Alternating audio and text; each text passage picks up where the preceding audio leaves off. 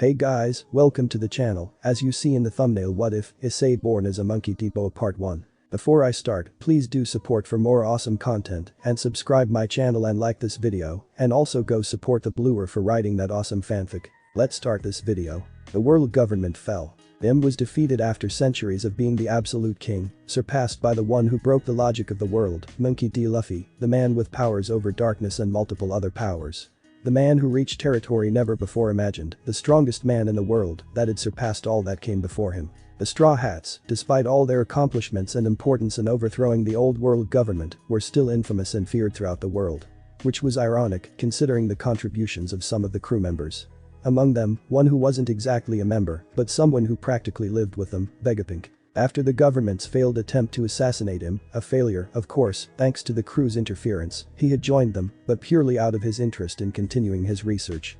And just like the current Pirate King and several others in the crew, he had fulfilled his dream. The form of energy that was once lost had been rediscovered, and thanks to the scientist, it was spreading across the world, changing society as a whole. Not only that, but Vegapunk reached his goal, his finish line, reaching the same scientific level as the most advanced civilization in the world, the one that perished 8 centuries ago. But his greed was comparable to that of a pirate. And now, Vegapunk wants to go further. The ancient kingdom, the society of the lost century, their science and wisdom were indeed very advanced compared to even himself a few years ago. However, they were still far from omniscience or anything of the like. Even they had limited knowledge, in the end. What Vegapunk now had set his sights on was what was beyond the knowledge of the lost century. Little time, very little time. However, he was already an old man. Inevitably, his time would come, or was it really inevitable? He thought of lots of things, easy when you're the most brilliant mind in the world. He considered letting his original body pass and continuing the research with clones, but discarded the idea. If he were to continue advancing knowledge, he would want to do it himself. Then he had a bolder idea. Immortality. It wasn't a fantasy, at least not completely. Centuries ago, had acquired it. As long as the idea of immortality existed, people's will and desires would make this concept manifest, in one way or another. After all, that's how devil fruits worked. In the case of immortality itself, the Op no Mi was the key, the fruit that was in the hands of one of the members of the Straw Hats. Of course, it wasn't so simple, and there was a sacrifice to be paid if the user of the fruit decided to make someone immortal. It would end with his death. Those were the basic rules, but following Luffy's example, Vegapunk decided to take other routes and break the rules established by this world. Cloning Trafalgar Law's fruit was relatively easy, the scientist already had countless amounts of practice with these things. The challenging part came later.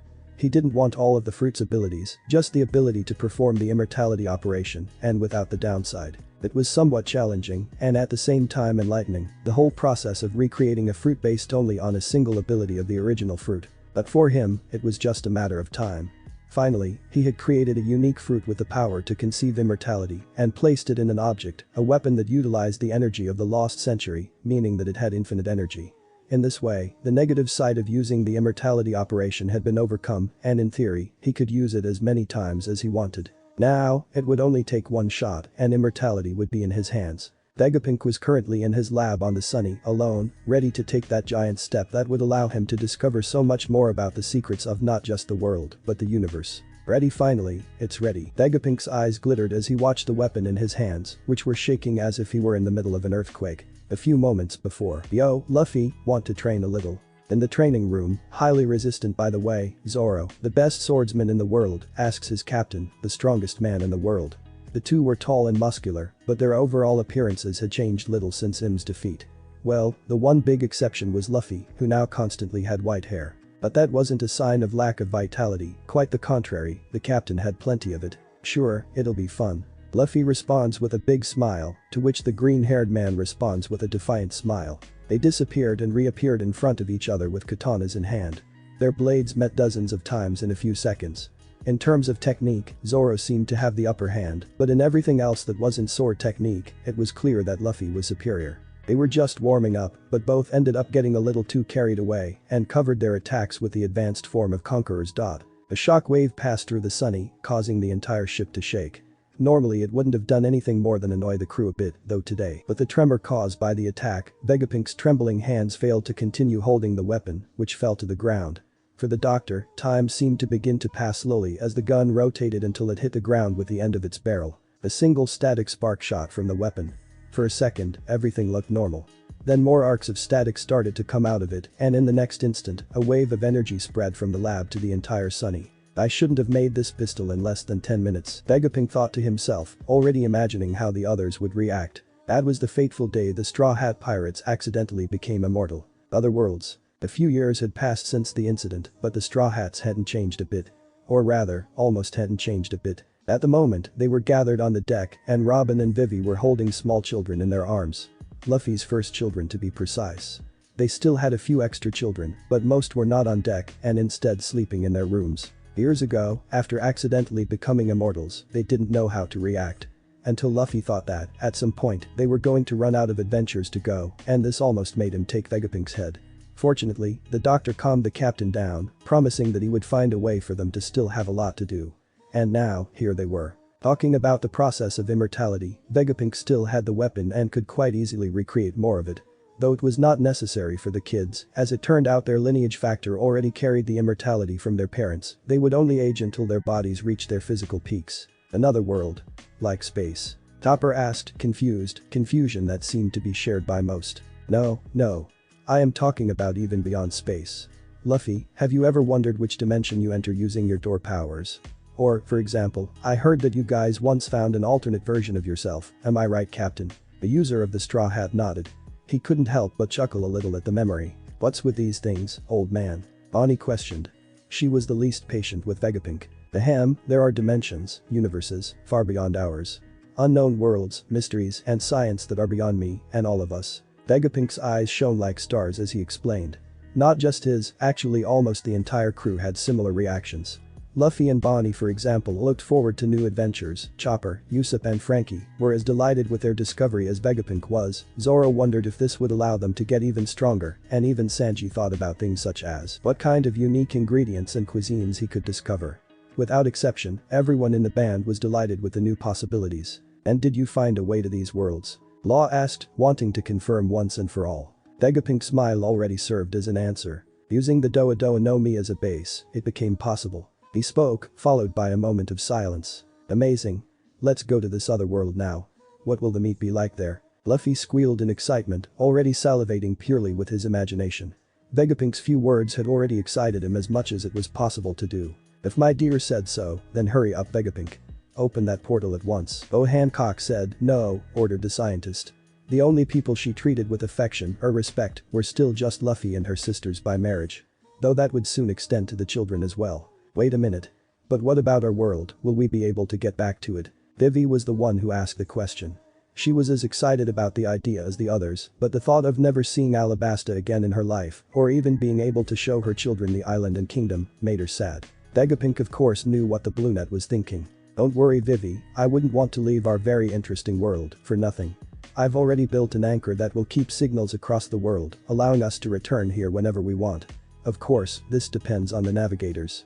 What do you two say? Nami and Bepo answered the challenge with a smile. It doesn't matter if it's from island to island or from world to world, the Straw Hats have the best navigators, so there's nothing to worry about. Iridid replied proudly. Luffy smiled at his wife's attitude and made an affectionate gesture, patting the top of her head. What she said. Bepo added his part to the conversation as well. So Vegapunk pulled what looked like a TV controller out of his pocket. Let's take a look at what's beyond. He pressed a button, and in front of Sunny, the air seemed to break apart as what looked like a gigantic door glowing brightly formed. The group's excitement was indescribable. A multiverse. An infinity of possibilities and worlds. Even though a lot of time had passed, the Straw Hats knew that they had explored only a tiny fraction, probably less than that, of the possibilities that the multiverse offered. And even after countless experiences, certain things were just constant in life. Luffy, can you stay still? Zoro said through clenched teeth, almost grabbing the captain and forcing him to sit down. No, I want to see him. And the brunette, or rather the white-haired one, said it almost like a child complaining. At the moment they were not in their original world. They had stopped in a world that had similarities with several others they had passed through. Advanced technology, but not so much to the point of being particularly impressive, and a world dominated by the human species. Or at least that's what it looked like at first. They felt several non-human presences and already had previous experiences. They seemed that this world must have another society behind it, predominantly of magic, a characteristic shared by several other worlds. They also made friends with a particular group, but that was a story for another day. They were on the Sunny, using Vegapunk and Frankie's technology to be virtually undetectable. The reason they ended up in that world was simple. Hancock was having a new child, and to avoid possible problems, they would avoid going to other worlds during the process. "You can enter, Luffy," Topper announced from the door of the infirmary, and the captain was already appearing inside. There, Hancock was on the bed, Law was beside her, and both of them were looking at a small baby in her hands. "Do you want to hold him?" It wasn't exactly a question, since she already knew the answer and was already stretching her arms so that Luffy could hold the child. "Shishishi. What's up, little guy?" The captain speaks laughing, holding his son by his armpits, lifting him in the same direction as his face.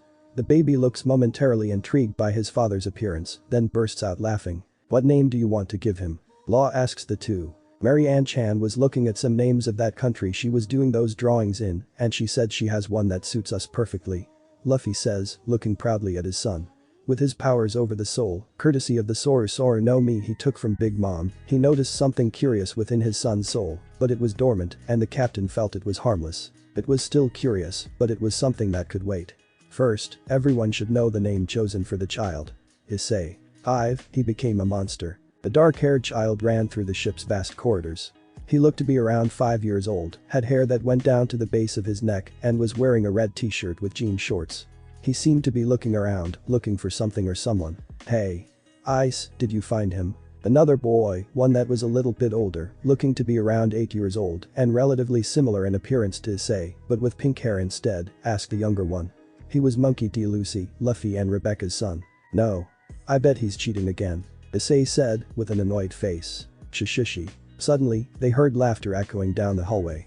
Said laughter made veins pop out on the boys' foreheads. "He's making fun of us." They spoke at the same time and instantly went running off to find their father, both wanting to win their game of hide and seek. They went looking through various areas of the ship, bedrooms, hallways, the aquarium, the library, the kitchen and so on.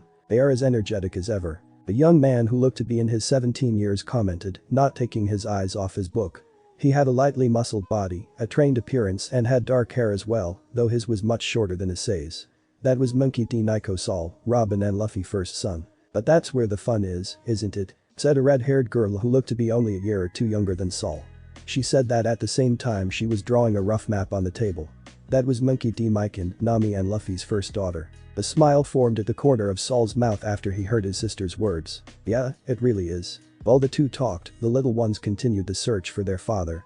Every now and then they could hear him chuckling, showing that he was having fun with their fruitless efforts. "Ice, I'll go this way and you go that way," Lucy said to his little brother, pointing out the directions they should go. Both were on the limit of their patience and wanted to find Luffy to bring an end to the game. "Okay." Believing that the chances of winning would be increased this way, Issei does as his brother suggested. He passed through several corridors, looking cautiously between them, entering various rooms, looking in every possible corner, and always coming back empty-handed. Arg, even after learning it's still hard to find Dad. Like all the children in the crew, Issei already had his training in, and in fighting in general, started some time ago. He had an affinity for observation, but even so he could not sense Luffy's presence. Currently, he found himself in a room with a few books. It was probably a study room for some of the crew members. The little boy stopped for a bit, looking from side to side. Noticing he was alone, a goofy smile formed on his lips. I bet Uncle Brook or Uncle Sanji are hiding something here." Perhaps it was unavoidable, but the cook and the musician ended up having some influence on Issei. Several times he heard them talking about, and sometimes they even spoke directly to him, about the wonders of life and about a man's romances. The fact that he was also pampered by the inhabitants of Amazon Lily might also have had some factor in his affection for the opposite sex. Needless to say, when not only Hancock but most of Luffy's other wives found out about the two's influence on Issei, the result wasn't very positive for either of them. However, what was done was done. Issei was momentarily distracted from the game and tried looking for a specific type of magazine. Looking for something. The female voice reached his ears. Gulping, turned to see one of his older sisters, Monkey D. Jewelry Jean, Bonnie and Luffy's daughter. As Lucy, she was also pink-haired. She seemed to be of the same age range as Mikan and was looking at him while holding back her laughter. "Then nothing," the little one said, quickly leaving the room. Jean finally left the laughter out of her throat, they could hear her throughout the whole ship. "Okay, where do I look now?" It had passed quite some time, and he still hadn't even seen a shadow of Luffy. Issei was no longer paying attention to where he was going anymore, and this resulted in him crashing headfirst into some metal surface. Taking a few steps back, the boy noticed that he had arrived at the end of another hallway and had come face to face with a metal door, which had the words Vegapink's laboratory on top of it. The younger children were usually kept away from the lab, after all, adding the kinds of experiments done there with D's or Monkey D's ability to make trouble was a recipe for disaster. But that in mind, an idea formed in Issei's head. What if his father was in that lab? After all, it was probably the perfect place to hide from them. At that time, Luffy was in a completely different location and was fast asleep. He can only be here. Now I got you, old man. But how do I enter? Suddenly the door began to open, moving to its side as an automatic door. Issei quickly hid in the corner of the hallway, trying not to make any noise. If I increase the power to a third, no, I think maybe the energy should be redistributed more times, maybe, like this. Would a star work? I must get materials that serve this role in the floating sea world. Vegapunk, perhaps one of the greatest minds in the multiverse, left the room looking at a floating screen in front of him. As usual, he had his tongue hanging out of his mouth and the top of his head was still a satellite, but now it stored much more information than in the past. He was so focused that he didn't even notice Issei in the hallway or the boy entering the lab. It was so easy, it was surprising the kids didn't get into the lab more often. They did, with ease. Most were able to keep it a secret and they were almost never noticed. There were several devices scattered around the lab, which was gigantic. Issei didn't understand how something so big was there. He would later find out that this was the result of spatial manipulation, courtesy of one of Vegapunk's inventions.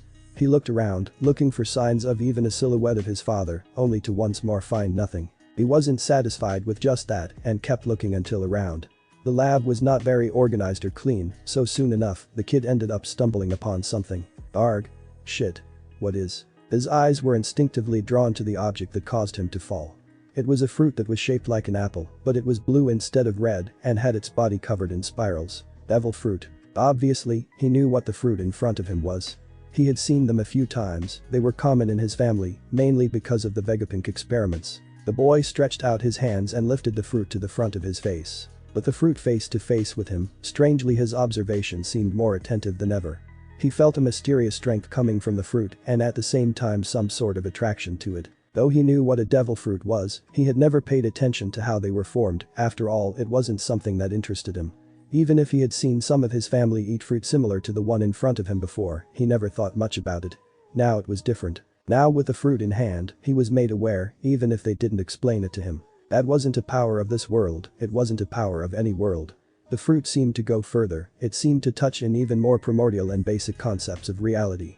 Issei couldn't explain it and maybe he would never be able to, but he somehow could feel his resonating with the fruit. Instinctively, he took a bite. He left the fruit on the ground. Hancock's anger could be heard throughout the ship and further, along with her king's dot, and yet Vegapunk didn't seem affected. I did not consider that one of the children would enter the laboratory and eat it.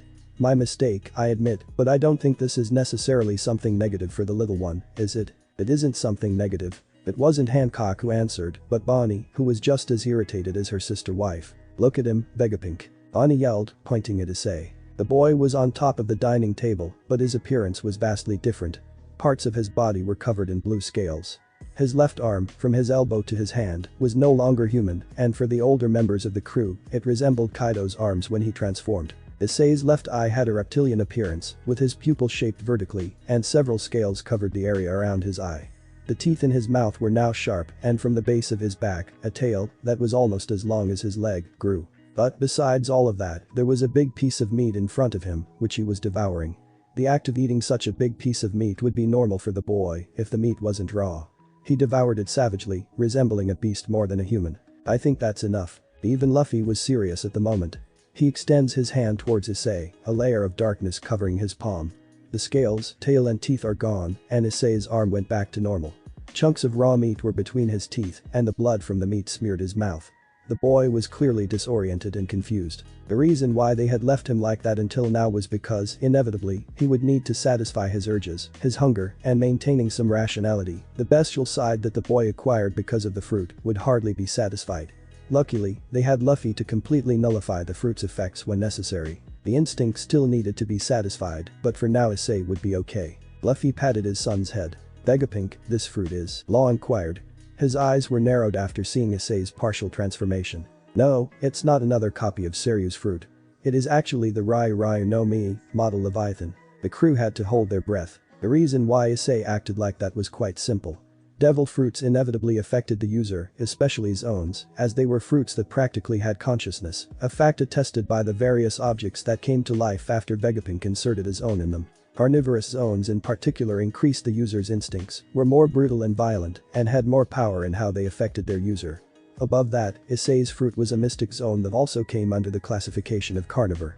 Someone in teenagerhood or adulthood would already be heavily affected by the fruit, but a child. Instincts and savagery could easily overcome conscience, just like now. Luffy went through something similar when he caught an ancient zone that also entered the classification of carnivore, and Sol had the exact same problem as Issei, since his fruit, the mystic zone of the Fenrir, was of exact same type as Issei's. At least they were not inexperienced in the matter. Gee guys, and even so, seeing the confused and scared look on the little one's face, who didn't understand what was happening to him, they were hurt. SHHH, don't worry. Luffy whispers, stroking Issei's head and giving him his typical smile that always calmed all of them down. It's gonna be okay. We will help you. My baby. Hancock ignored Vegapunk and hugged Issei tightly. The boy was scared, but he knew his family was there for him. That was all that mattered. Don't fight it, it's part of you. Is not trying to hurt you or anything like that, resisting is counterproductive. They were in an open field, with the sunny floating meters above them. That wasn't the Straw Hat's original world, but it served to help Issei. At the moment it was Sol who instructed him, as he had gone through the exact same experience as his younger brother. Counterproductive. Issei, however, is confused by his brother's vocabulary. It means that you are doing something that will not give results. Sol explains quickly. Issei wasn't stupid or anything like that, but he was a 5-year-old who shared a lot of similarities with their father. Which meant that, academically, he was practically no good. Ah, I see. Issei nodded, showing that he understood his brother's explanation, but soon his expression got worse. But what if I lose control? On his right wrist was a handcuff made out of sea stone, a type of mineral that had the same properties of the ocean and worked to stop a devil fruit user from using their powers. Issei himself held the key to the handcuff with his left hand and now was looking hesitant at Sol. If you lose control, we'll find a way to make you take it back. Do as Sol says, resisting the fruit, which is now part of you, will only make you weak. And that's the opposite of what you want, isn't it, little brother? Said Monkey D. Boa Issei, Hancock's first son and Issei's older brother, who was of the same age as Sol. The two even looked very similar, but Issei was taller and his dark hair was longer. His brother's words were exactly what Issei needed to hear. Not a single one of the kids in the crew wanted to be weak, especially Luffy's sons and daughters. Without exception, all of them wanted to reach, perhaps even surpass, the heights that their father's crew members reached. And above that, they wanted to walk at the same height as Luffy himself had arrived. But that was hard, ridiculously so, considering how much of a monster their father was. The fruit I ate, I know it's strong, arg. Come on, I want to do so much more. And, Issei in particular, had a lot of desire to be strong, arguably more than any of his siblings. He was still one of the youngest children, he hated the feeling of constantly being watched when they went out, or having to be protected. Furthermore, Dad, is it nice to have so many wives? Issei and Luffy were taking a shower. To this day, the only way to get Luffy to bathe constantly was either to make him shower with one of his wives, or by making him bathe the children. It depends. When I first met Sanji, he would probably love it. But that's not how you have to think. Luffy said, while shampooing Issei's hair. What do you mean? The boy looked confused. Well, I love your mothers. The father said with a big smile. One day you will understand, be it one or several. Shishishi, honestly, it's a feeling I can't explain. Issei then made an understanding expression. A mysterious feeling. Exactly. Luffy replied, still smiling. Now I want to understand this, the small one said thoughtfully. One day you will understand. Luffy then seemed to think of something. Well, people keep saying that your brothers already look like me, so I don't think you'll be any different. Your mother especially will probably love having grandchildren. He already said the last one more to himself than to his son, but Issei still understood him. So, one day I'll be like daddy and also have several wives. That made Luffy burst out laughing. Shishishi, I know you will. Make sure to be very strong to protect them. The father said, stroking his son's head. I want to be strong too. The boy now seemed to have his motivation renewed. Without hesitating anymore, he used the key and took the sea stone from his wrist. Issei let out a scream, not of pain but of excitement. He did exactly as Sol suggested, not resisting or fighting his instincts, but instead embracing the strength of Leviathan's fruit. And without a doubt, it was effective. It was a rather strange feeling. It was like he was sinking at the same time as he could breathe better than ever. Suddenly, in his mind, large red serpent eyes looked at him, at the same time the pupils of his own eyes became a vertical line, and the color of the pupils turned into that same shade of red. From both his mind and his lungs, a roar rises from deep within. His brothers jumped back, as they would first observe and only later interfere. Those who would take care of Luffy at the moment were others. We're counting on you too. Sol said, looking back at two creatures from the world where they were in. One was a 2-meter tall monster with a body that resembled that of a dinosaur, but instead of scales, his body was covered with a thick metallic layer, almost looking like some kind of armor. Most of his body was gray, except for his head, which had 2 horns, and some other details that were white. The other was a much smaller monster, barely 700 centimeters tall, making a stark contrast with the gigantic metallic hammer the creature carried. The monster had hair that didn't really look like fur, but rather a fluffy mass. His body was mostly pink of different shades, with the exception of small parts that were a few other colors. Agrin, Dinka, the two yelled, already running to face Issei. Saul had a drop of sweat running down his forehead, seeing the little Tinkaton carrying that gigantic hammer, while Payson laughed at the scene. Gray clouds quickly formed in the sky, and a windstorm started in the area where the group was. These were just some of the effects of the powers of Leviathan's fruit. The ground was a bit slow, so Tinkaton was the first to attack.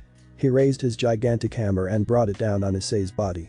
The hammer moved like a bulk, but it was possible to see a kind of pink aura covering it. Issei's body is knocked to the ground because of the hit, and surprisingly, some damage seems to have been done to his ridiculously tough scales. Following Tinkaton, Agrin also punched the user of the Leviathan's fruit while he was still on the ground.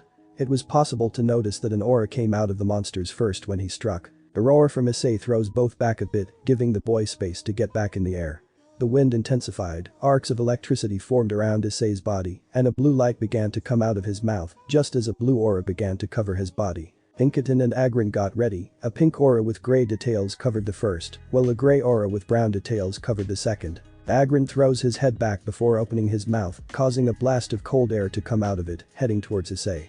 Tinkaton thrust his hammer forward, and a bolt of grey energy shot out towards Issei, who in turn responded to both attacks with a blast of blue fire from his mouth, as well as electricity that coursed around the fire. What are his chances? Payson asks his brother. 50-50. Saul answers, while writing some things in his notebook. It would be a long training session. Issei exclaimed in pain. His entire body was aching after training with the two monsters of the crew. Monsters in the biological sense, in this case, Agrin and Tinkaton. Agrin itself wasn't that much of an issue for the boy problem, but Tinkaton on the other hand. Is it just me, or does it look like he's slowly taking over? Payson asked Saul, wanting to confirm his suspicions about their youngest brother's current display. The archaeologist, in turn, looked at Issei with a smile on his face. He took the advice well. Anyway, our family always had a talent for being wilder, so I guess tuning into the fruit's instincts wouldn't be too difficult for him. Saul explained with crossed arms, watching as Issei used his advantage in speed to dodge Agrin and Tinkaton's blows.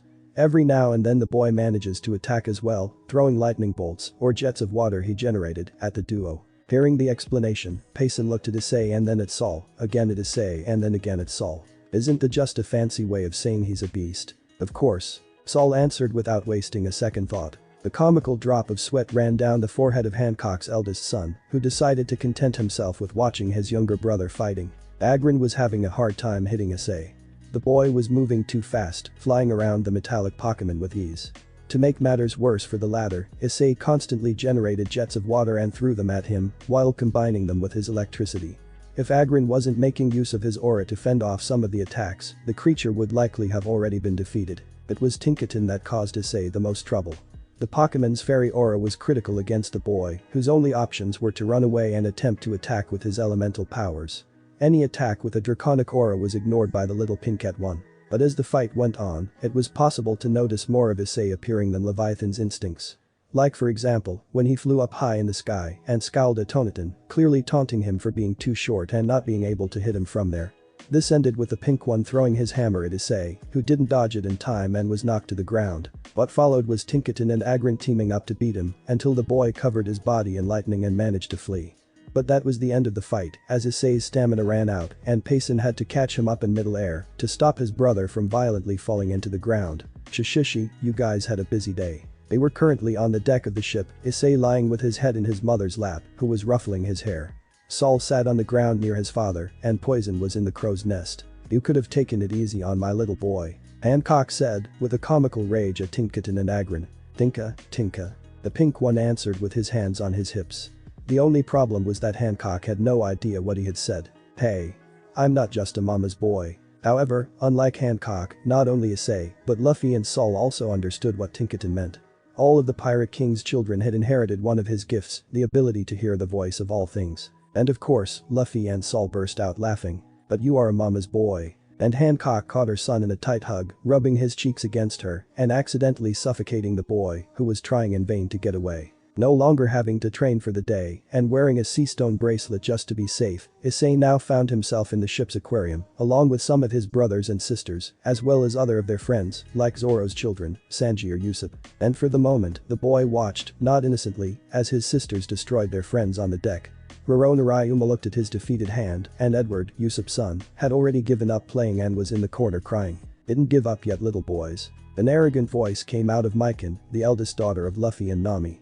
Even Issei had to admit that his sister's smug expression made him shiver. Hahaha. Little sister, you know that those guys don't have great learning skills, right? Monkey D. Mary was the daughter of Makita and Luffy. The blonde had the same haughty expression as her sister. The two were cross-legged, smirking at Ryuma and Edward as they brought their hands close to their chins.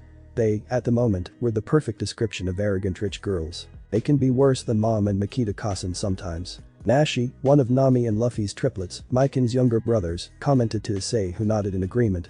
He looked to be 15 years old. "Sometimes they scare me," the female voice said, almost hiding behind Issei.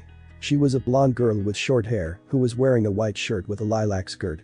Her name was Charlotte Cynthia. She was the third daughter of Sanji and Pudding. "You're not alone in this," Issei said jokingly, placing his hand on Cynthia's shoulder. The girl smiled back at him with slightly rosy cheeks. "Ooh." The two could hear Mikan and Mary, and they were sure the pair of sisters were looking at them. That made Issei look at his sisters, then look at Cynthia and look at his sisters again, giving them a thumbs up. A gesture that the two returned. Cynthia had an idea of what type of mental dialogue the three were having, and it made her even redder. But it was no secret that she had a crush on the user of Leviathan's fruit. They were the only ones of the same age group, Cynthia being only a year older. The crew had a few younger kids, but at least 3 years younger. Inevitably, inside the ship, they were best friends. The fact that Issei's sisters constantly encouraged the blonde helped a lot too. And as for his desire to have a harem, well, that was something she hadn't given much thought to yet. "Hey, Mary, didn't we have something to do?" Mikan suddenly speaks. "Yeah, we did. We even need help, so you all come with us," the blonde says, agreeing with the deed as she drags the rest of her siblings and their friends out, with the exception of Issei and Cynthia. Anyone who complained was dragged out by the ear. Cynthia had blushed even more since their subtlety was on the negative numbers, but Issei was just smiling. "Are you okay now?" After a few moments of silence, she suddenly asked about his condition. At first Issei looked confused, his head inclined slightly to the side as he tried to understand the blonde's question, who kept to herself that his expression was cute. "Oh yeah, the fruit. No need to worry, everything is under control," he replied proudly, patting his chest, which caused Cynthia's eyes to drift back to the sea stone bracelet on his arm. "Are you sure?" she asked again, understandably worried, as the image of a partially transformed Issei eating raw meat like a beast on the table was still printed in her mind. But to her concerns his answer was simple. "Absolutely," he replied with a big confident smile, which simply left no room for doubt. "I'm not only going to 100% master this fruit, I am gonna go far and beyond with it to be as strong as possible. So, I'll make sure you don't have to worry about anything," he declared, almost passionately. Cynthia's cheeks grew even redder, but a small smile formed on her face. "That's good. I also want to stay strong to help Ice with everything too," she spoke, looking into the brunette's eyes. Cynthia never wanted to see Issei in a state like the one he was in right after eating the fruit, again. "Tichichi, that's our promise then." Cynthia gently took Issei's hand, who also held her hand in return. "Yes, that's our promise." They still didn't know how important that promise was. "Were you hitting on my daughter again, you fucking brat?" The trio, consisting of a blonde man with spiraling eyebrows, a 5-year-old boy with tied dark hair, and a tall talking skeleton, could be seen walking through the streets, carrying bags of food. "Absolutely," Issei replied without any hesitation. A gigantic vein formed on Sanji's forehead. "Oh ho, Issei-kun is very bold, just like how we teach." Brook said he was perhaps the most amused by the situation. Sanji clenched his teeth. He was torn by the situation. "Part of me is proud, part of me wants to kick him in the face," the curly-browed one admitted in frustration. Issei just turned to Sanji with a smug smile on his face. "If you did it, even if my mother didn't kill you, they would." "Ho, he's right again," Brook added. "TSK, yeah, I know him, kid, you're going to learn to cook." Sanji suddenly spoke, causing Issei and Brook to look at him in surprise and curiosity. "Why?" Issei asked, not looking particularly thrilled about the idea. "TSK. Listen here, brat, if my little girl is in LLO, I ain't interested in you." It was remarkable how much of an internal struggle it was for Sanji to admit that fact. "The least you have to be able to do is cook for her as well as I can." There was a pause, and the cook stared at the child, who felt a chill run down his spine. Not an option. Issei ended up simply nodding his head several times, not wanting to anger Sanji. Now, in addition to his constant training with his no-mi, trying to master martial arts, he had cooking lessons under his belt as well. "Hey, aren't those?" whispers followed wherever the group passed. It was normal, after all they weren't in any random world, but in the original world of the crew. From those people's perspective they saw the feared members of the Pirate King's crew, as well as one of his children. Issei turned his face and faced two women who were whispering about them. The two stopped and just looked at the child in fear of what he could do, regardless of his age. "Pretty." He said it simply, and then just turned his face away and continued walking normally with a smile. The women stood there stunned, notably confused. Good boy. Hey, do you want to buy a magazine before we get back?" It was obvious what kind of magazine Sanji was referring to. Issei's eyes shone like stars at the question of his uncle and future father-in-law. "For sure." "Oh, then, Ice-kun, let me be so kind as to choose the magazines this time. But for now, would you like to know a little more about the beauty of the female body? Or the clothes? Especially the panties. Well, although if you're like your father, I think you'll be more like the type of man who prefers women with more pronounced breasts." The boy nodded strongly, confirming Brook's words. His excitement was remarkable, almost surpassing that of when he was training. Animatedly, the trio chatted as they headed to buy a magazine, which the two adults judged to be educational. Later that same day, Vivi would find said magazine, burn it, and punish Brook and Sanji. And Issei would be responsible for washing the deck for the rest of the week. Still, they would do it all over again if they could. Another day had passed. After training with Sol, Payson, Tinkaton and Agron again, and with Luffy in hand-to-hand fighting, Issei had been thrown to take a shower, and now, he and Cynthia were in a room with Robin, Nami and Alvia, Robin's second daughter after Sol. Nami and Robin thought it was important for the kids to have some level of basic education. In reality, they thought it was important for Cynthia, who watched the lessons attentively and seemed to enjoy it. For Issei it was simply a punishment for things like accepting porn magazines from Brook or Sanji. The Redeed took care of matters like maths, especially the financial part. It didn't matter that they were practically infinitely rich, she made a point of imprinting these ideas on the children's heads. And Robin took care of subjects like grammar and history. It was remarkable that she did this more for her own amusement than for any other reason. Alvia was only there to supervise, and because it was a good opportunity to tease Issei and Cynthia, which was probably at the top of the list of favorite things for the boys' sisters. This is a lot, I need a break," the brunette said, surrendering and throwing himself to the ground. Steam seemed to rise from his head, his mind had been pushed to its limits. "Come on Ice-kun, it's not that difficult." Nami tried to cheer him up, lifting him up, but the boy was still limp and with a stupid expression on his face. Issei is showing an uncool side to Cynthia-chan. Alvia chuckled, poking Issei's cheek, who still looked like he was having trouble while slowly processing information. "Is not true. Ice is so cute now." The blonde, however, made it clear that she did not agree with Alvia. Which, honestly, only made Issei's older sister even happier. Not only her, but Nami and Robin too. "But don't you find any of this history interesting, Ice-kun? Roger, your great-grandfather Garp, the monster that was Zebek saying that man's name, even Robin, had to stop for a moment. It's a great story, don't you think?" Issei finally seemed to have regained some level of rational ability and was able to respond to Robin. "It is kinda cool, but other than Grandpa Garp, it's not like I'm going to meet any of these guys anyway." Robin just smiled. "It may be, but it's still something you should put some effort into trying to learn." Issei looked like he wanted to disagree until he felt Cynthia grab his right arm. "Come on, Ice. Don't want to study with me?" she asked with a cute expression that feigned sadness. She truly knew what to do to motivate him, and as predicted, it had a critical effect for the brunette. "Yashi, let's go. He's basically Sanji's apprentice." The three oldest women thought at the same time. Pinkerton and Agrin weren't the only Pokemon that had joined the crew. For example, there was also Lucario that evolved from a Riolu after joining them. Lucario, at the moment, was with Issei and Cynthia. Beside the Pokemon was a 16-year-old boy with blue hair, Cayman, the oldest son of Luffy and Vivi. The blue-haired one had a smirk on his face, while Lucario carried a serious expression. "Cayman Nai. It's time?" Issei questioned his older brother, barely able to contain his excitement. With his younger brother's question, the smile on Cayman's face intensified. "That's right, Ice. In addition, it's finally time for you to learn how to use Aura." Thanks for watching this video. If you really enjoy this video, like, subscribe, and comment down below, and turn on that bell notification. Don't forget to support the Bluewr for writing that awesome fanfic. See you in the next video. Goodbye.